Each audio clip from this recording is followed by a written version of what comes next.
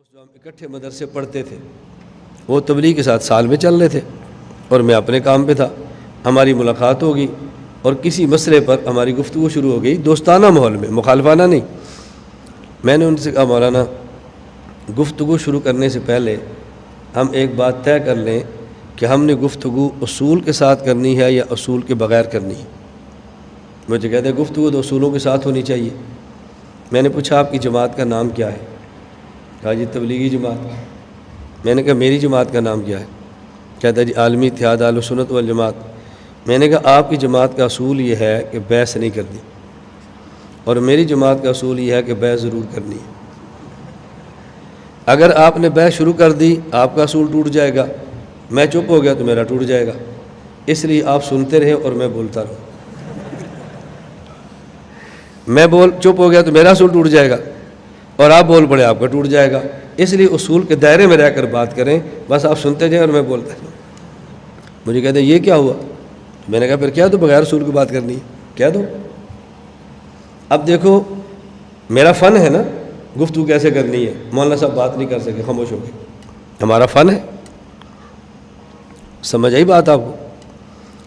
اسی طرح میرے پاس 2-3 ساتھی تبلیغ والے آئے, انہوں نے مجھے دعوت دی کہ مولانا صاحب آپ سال لگائیں. میں نے کہا میں سال نہیں لگاتا.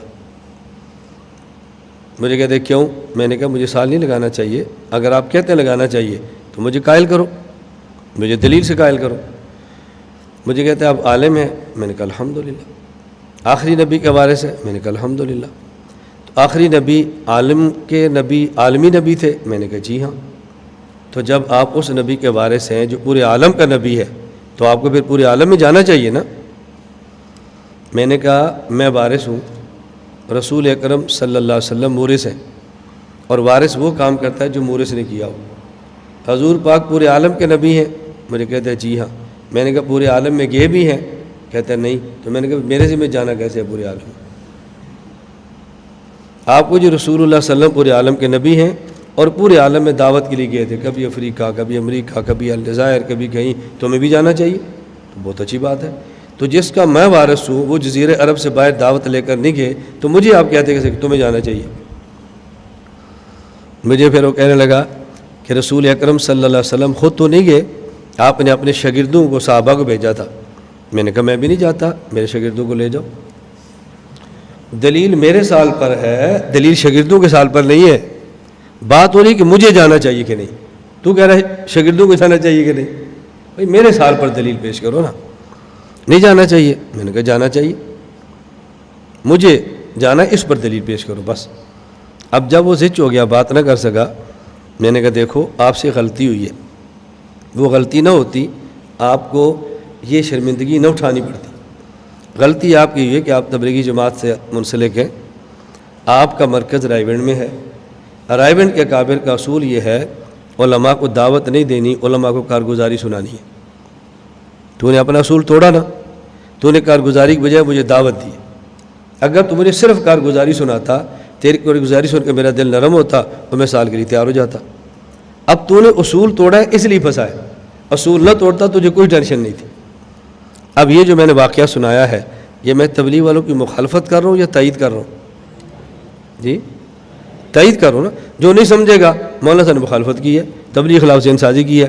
میں کہہ رہا ہوں بھی آپ کا رائے گنج سے تعلق ہے تو آپ رائے گنج کے اصولوں کے مطابق کام کرو. جب اصولوں سے ہٹو گے تو آپ کو شرمندگی ہوگی. دیکھو جیسے یہ ہو گئی ہے, میں مخالف ہوتا تو میں سال پہ دلائل کیوں دیتا, 4 ماہ پہ کیوں دیتا, چلے پر کیوں دیتا, سروزے پر کیوں دیتا. میں تو دلائل دے رہا ہوں آپ کو, میں آپ کا معاون ہوں, آپ کا ساتھی ہوں, میں مخالفت نہیں کرتا, لیکن بات اصولوں سے ہونی چاہیے.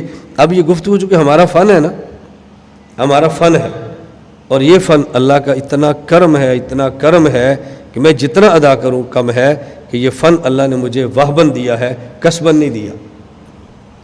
اور میں کسی مسئلے پر جب گفتگو کرتا ہوں نا تو مجھے ایسے لگتا ہے کہ جیسے مسئلہ میرے اوپر تازہ کھل رہا ہے. آپ مسائل پڑھ رہے ہیں, عقیدے کا مشکل سے مشکل مسئلہ, میں جب شروع ہو جاتا ہوں تو مجھے ایسے لگتا ہے کہ جیسے خود بخود الفاظ زبان پر آ رہے ہیں اور مجھے محنت نہیں کرنی پڑتی. نہ مجھے کوئی پسینہ آتا ہے, نہ اٹکن ہوتی ہے, نہ تکلیف ہوتی ہے, کچھ بھی نہیں ہوتا. اس کی وجہ ہم نے فیصلہ کر لیا ہے, ہم نے ہر حال میں امت کو عقائد سمجھانے ہیں. جب آپ یہ فیصلہ کر لو گے نا تو پھر دیکھنا اللہ آپ کے اوپر کیسے کھول دیتے.